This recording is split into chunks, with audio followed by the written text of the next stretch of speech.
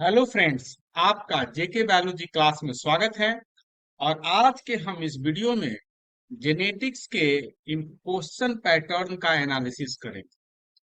अगर आप CSIR net, IIT GeM या गेट या कोई भी कॉम्पिटिटिव एग्जामिनेशन की तैयारी कर रहे हैं और वहां पर जेनेटिक्स के सवाल पूछे जाते हैं, तो अब आपको ये वीडियो जरूर देखनी चाहिए। यह आपको बता देगा कि सवाल कहाँ से पूछे जाते हैं और क्या पूछे जाते हैं।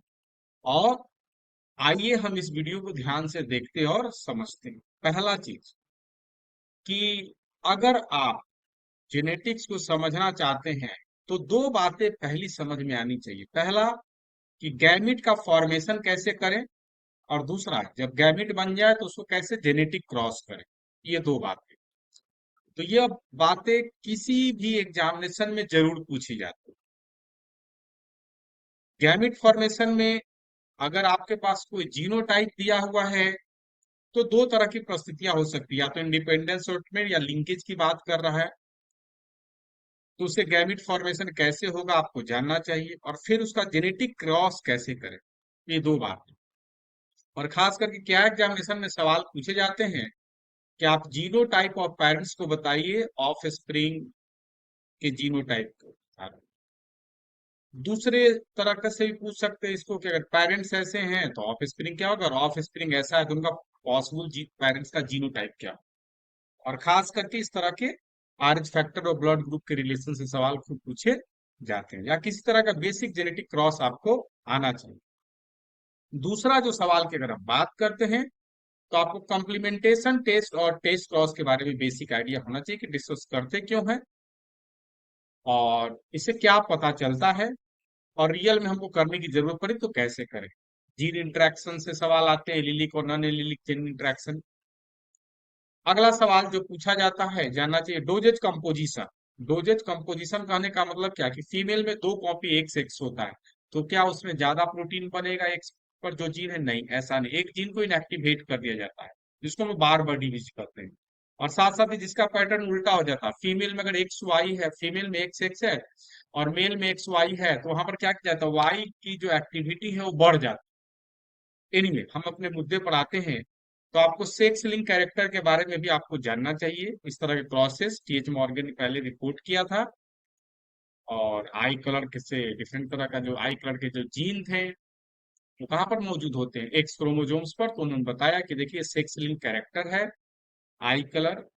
और आपको बेसिक आइडिया होना चाहिए कि क्या एपिस्टैटिक्स होता है, कॉम्प्लीमेंट्री सप्लीमेंट्री जीन इंटरेक्शन के बारे में आपको पता चलना चाहिए। ठीक है, जीनोमिक इम्प्रिंटिंग क्या होता है, और बायोकेमिकल पाथवे एनालिसिस। मान लीजिए कोई पाथवे इस तरीके का दिया हुआ है, अलग अलग सप्लीमेंट डाल के दिखाया गया कि रेस्क्यू हो रहा है या नहीं हो रहा है, उस पाथवे का आपको एनालिसिस होना चाहिए। जीन मैपिंग मेथड, आपको जीन का मैपिंग करने आना चाहिए, है ना। और बेस्ड अपन क्या, रिकॉम्बिनेशन फ्रीक्वेंसी निकालिए, और रिकॉम्बिनेशन फ्रीक्वेंसी के आधार पर आप जीन का डिस्टेंस बता सकते हैं, और जीन का डिस्टेंस दिया हुआ तो रिकॉम्बिनेशन बता सकते हैं। ये सारी बातें बहुत आसान होती है अगर आप जानते हैं तो। सिंगल क्रॉसओवर, डबल क्रॉसओवर, ये आपको आना चाहिए। और जीन ऑर्डर एक दो बार ही पूछा गया है, जीन ऑर्डर का सवाल 2014 सी शायद में, और अलग अलग दो जगह और पूछे गए हैं। अगला जो सवाल है tetrad analysis, first division second division gene mapping आपको आना चाहिए। न्यूरोशेपोडा में ऑर्डर टेट्राड में, और सेक्रोमेसी सेरेबिसी में अनऑर्डर टेट्राड में। तो हम लोग न्यूरोशेपोडा में जीन की जो दूरी निकालते हैं सेंट्रोमेयर से निकालते हैं, और सेक्रोमेसी में सेरेबिसी में रिकॉम्बिनेशन फ्रीक्वेंसी निकालते हैं। और वहां पर आपको रिकॉम्बिनेंट की जरूरत पड़ती है, parental ditype, non parental ditype. Molecular marker के सवाल भी अक्सर पूछे जाते हैं, इसको आप छोड़ नहीं सकते हैं। मॉलिक्यूलर मार्कर के क्या सवाल पूछे जाते हैं कि मार्कर क्या होते हैं, मार्कर की विशेषता क्या है, क्यों अच्छे मार्कर में क्या होना चाहिए, ये सब सवाल पूछे जाते हैं। और खास करके कोडोमिनेंट मार्कर कौन कौन है, जहां पर होमोजाइगस और हेट्रोजाइगस को आप डिफरेंशिएट कर सकते हैं, आरएफएलपी, एसएनपी, और बाकी ये दोनों मार्कर डोमिनेंट मार्कर। तो मार्कर के आधार पर based upon gene genetic linkage के आधार पर, टेस्ट क्रॉस के आधार पर आप बता सकते हैं कि भैया किस तरह की परिस्थितियां मौजूद है, लिंकेज है या इंडिपेंडेंट स्टेटमेंट का केस है। Deletion mapping, somatic hybridisation mapping, दोनों मैपिंग का तरीका आपको आना चाहिए। क्या रिलेशन होता है जेनेटिक मैप में फिजिकल में कोई रिलेशन नहीं। जेनेटिक में एक रिकॉम्बिनेशन को बनाता है, फिजिकल में बेस पेयर को बताता है। एक्स्ट्रा क्रोमोसोमल इनहेरिटेंस जो कि मेंडेलियन क्लासिकल जेनेसिस को रस्सियों को फॉलो नहीं करेगा। माइक्रोबियल जेनेटिक्स से सवाल हर साल एग्जामिनेशन में पूछे जाते हैं। Conjugation based gene mapping, gene का इंटरप्शन करके बैक्टीरिया में मैपिंग, और वायरल जेनेटिक्स से कुछ बेसिक सवाल पूछे जाते हैं।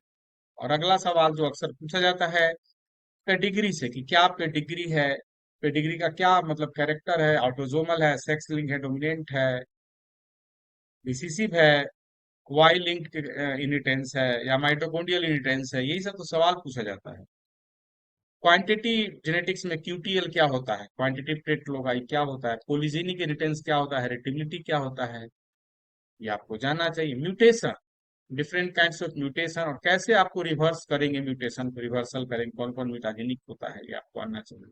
एमिज टेस्ट आपको जानना चाहिए, छोटे मोटे एग्जाम में पूछे जाते हैं। क्रोमोसोमल एब्रिवेशन, पारासेंट्रिक पेरीसेंट्रिक का क्या रोल है, कैसे मतलब क्या उसका फीचर्स है। नॉन डिजक्शन बहुत इंपॉर्टेंट पॉइंट है। नॉन डिजक्शन के फलस्वरूप म्यूसिस फर्स्ट में क्या होगा, म्यूसिस सेकेंड में नॉन डिजक्शन तो किस तरह के गैमिट बनेंगे, नॉन डिजक्शन होगा तो किस तरह के मतलब सिंड्रोम हो सकते हैं, ये सारी परिस्थितियां को आपको जानना चाहिए। पोलीप्लाइडी एनोप्लाइडी, ये दोनों आपको जानना चाहिए कि पोलीप्लाइडी क्या है, एनोप्लाइडी क्या है, डिफरेंट तरह के एनोप्लाइडी क्या है, 2n+1, 2n-1, 2n+2, मोनोसोमी न्यूरोसोमी, ये बातें भी आपको जाननी चाहिए। ट्रांसपोजेबल एलिमेंट्स क्या होते हैं, ट्रांसपोजेबल एलिमेंट, और खास करके मेज और ड्रोसोफिला में जो पी एलिमेंट उसको बोलते हैं, ये दोनों का जो पैटर्न है, चीजों को समझना है कि ट्रांसपोजन करते क्या है, मोबाइल में का क्या कैरेक्टर है, डीएनए ट्रांसपोजन, रेड कोड ट्रांसपोजन, ये आपको आना चाहिए। अगर ये सारी बातें अगर आपको आती है तो अच्छी बात है, और नहीं आती है तो समस्या क्या होती है, बहुत मेजर समस्या क्या होती है कि हम क्या पढ़ें। तो अगर आपको चीजों को कम समय में पढ़ना और समझना है तो आप जेनेटिक इंस्टेंट नोट को परचेज कर सकते हैं। इसमें बहुत सरलता से बहुत काम की बातें ही लिखी गई है जो आपको चीजें समझ में आ जाए, ठीक है। और ये आपके लिए काफी फायदेमंद रहेगा अगर आप इस बुक को परचेज करके पढ़ते हैं। तो अगर आप जानते हैं तो इसको लेने की कोई जरूरत नहीं है, नहीं जानते हैं तो यह बुक आपके लिए क्या मददगार साबित होगा। और विशेष जानकारी के लिए 6202692436 पर कंसल्ट कर सकते हैं। और भी अगर आपको जेनेटिक्स में दिक्कत होता है तो आप हमारे यहाँ 10 दिन का क्या है जेनेटिक्स का प्रोग्राम पढ़ सकते हैं, और आपका काफी इंप्रूवमेंट हो जाए, ठीक है। Thank you for watching the video. ऐसे ही अगर वीडियो अच्छा लगे तो आप दोस्तों के साथ शेयर करें, लाइक करें, और thank you for watching the video once more.